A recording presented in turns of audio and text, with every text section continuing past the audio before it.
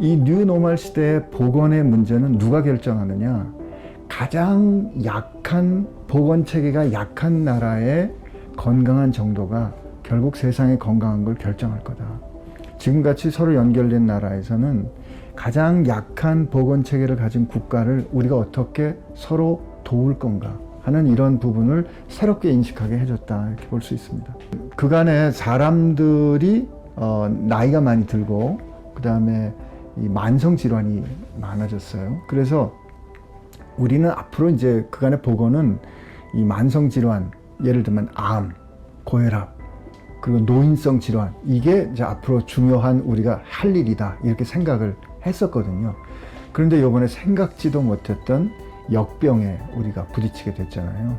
그래서 이 보건의료 체계에 있어서 우리가 생각지 못했던 이런 부분들을 어떻게 대비할 건가. 일례로 미국 같은 나라가 그 어느 나라보다 연구를 많이 하고 의학 기술이 발전해 있음에도 불구하고 왜 우리나라에 비해서 사람들이 많이 죽었을까? 이거는 우리 보건의료 체계에 있어서 실제로 한정된 자원을 어떻게 효율적으로 잘 마지막 필요한 사람에게 전달하는가 하는 보건의료 체계 구성에 관한 이런 부분이 앞으로 새롭게 주목을 해야 되고,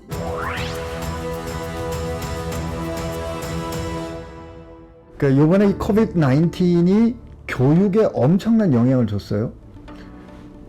인류 문명의 역사에 이런 적이 없었다고요. 그 교육과 문화에 관련된 그 유엔 기구 유네스코의 그 통계를 보면 3월 30일자로 보면 전 세계에 등록된 학생의 90.3%가 학교를 못 갔다고요. 그게 16억 명이에요.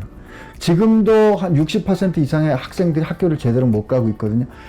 인류 문명의 역사에 이런 때는 없었다. 그래서 이게 코로나 이전 이후로 나뉜다는 거죠. 가장 효과적으로 우리를 지킬 수 있는 방법은 사회적 거리를 두는 거거든요. 그러니까 사회적 거리를 둔다는 말은 교육자가 피교육자인 학습자하고 만날 수가 없게 된 거예요.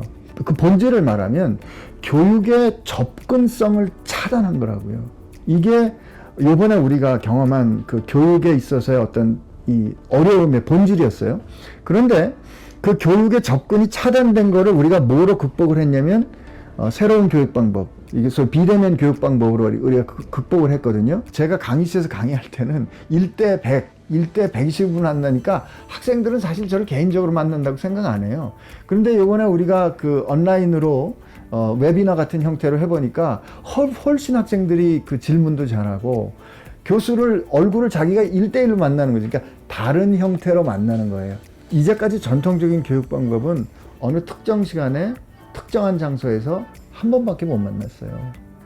그런데 지금 우리가 이 디지털 방식으로 교수의 강의를 녹음을 해놓고 우리가 플랫폼을 갖게 되면 학생은 굳이 학교 올 필요가 없는 거죠.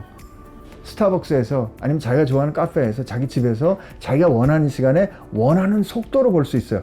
그러나 학생들이 모여서 서로 협력하고 그리고 서로 추론하고 문제를 푸는 학습은 해야 된다고요. 그러니까 옛날에는 교수가 정보를 전달하면 학생은 그걸 받아가지고 외우는 게 공부였는데 이제 그 정보는 다른 방법으로 얻고 같이 모여서 문제를 해결하는 능력을 배우는 이런 교육으로 바뀔 겁니다.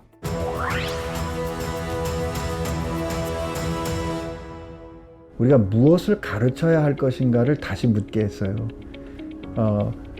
기초, 과학적인 교육, 그 다음에 환자본의 임상교육. 그런데 그거 외에 위기가 있을 때 위기를 어떻게 관리할 건가, 리더십은 어떻게 할 건가, 그 다음에 한정된 보건 자원을 어떻게 효과적으로 나눠줄 건가, 그 과정은 어떻게 해결하는가, 이런 것들을 우리가 뭐라고 부르냐면 Health Systems Science라 그러거든요. 이런 부분에 대한 교육이 강조돼야 되는구나. 그리고 보건은 굉장히 그 나라의 문제지만 동시에 국제적인 문제구나. 그래서 이게 국제보건에 관련된 교육 이런 게 꼭 들어가야 되겠다. 이제 교육이 어느 특정 학교의 경계에 머물러 있지 않는다. 왜냐면 이 디지털 플랫폼은 학교를 넘어서는 플랫폼이거든요. Massive Online Open Courses라고 해서 그 무크라고 그러잖아요.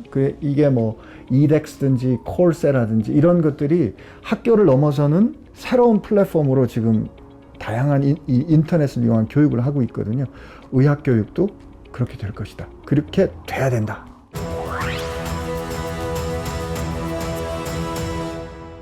(2035년) 정도까지 여전히 수많은 사람, 정말 1000만이 훨씬 넘는 사람의 보건 인력이 부족할 거다.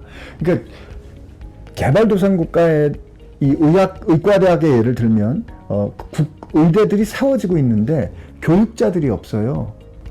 교육자가 없기 때문에 가르칠 사람이 없으면 양질의 교육은 할 수 없고, 양질의 의료인이 없으면 양질의 의료는 불가능하다. 근데 과거에 그러면 이 교육자들을 키우는 게 굉장히 어려웠거든요. 그런데 이 교육자들을 어떻게 보낼 수 있는가? 우리가 ICT를 이용해서, 정보통신 기술을 이용해서 우리가 원격으로 보내줄 수 있는 거죠.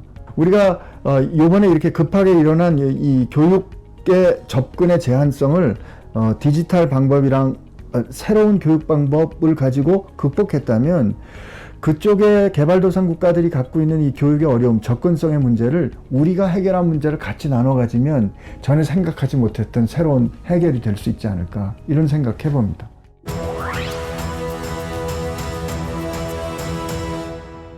금년에 의학 정보가 2배로 바뀌는데 걸리는 시간이 73일입니다. 2달 반이면 지식이 2배로 폭발하는 시대거든요.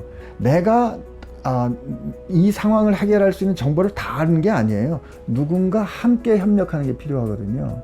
이때 협력하는 거는 의사와 의사의 협력이 아니라 의사와 간호사, 그리고 간호사와 또 다른 보건 전문가, 그리고 가족, 그리고 재정 전문가, 이런 우리가 한정된 자원을 환자와 공동체 건강을 위해서 서로 효율적으로 쓰기 위해서는 팀 바탕의 접근이 필요하거든요.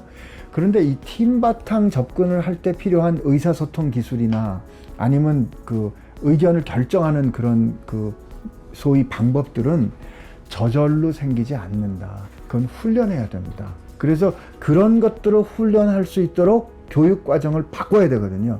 그 다음에 사실은 이런 위기의 상황에 있을 때 그 위기의 상황에 전문가로서 사회에 있는 사람들하고 어떻게 커뮤니케이션, 의사소통을 할 건가. 요번에 한국이 비교적 잘했다고 생각하고요.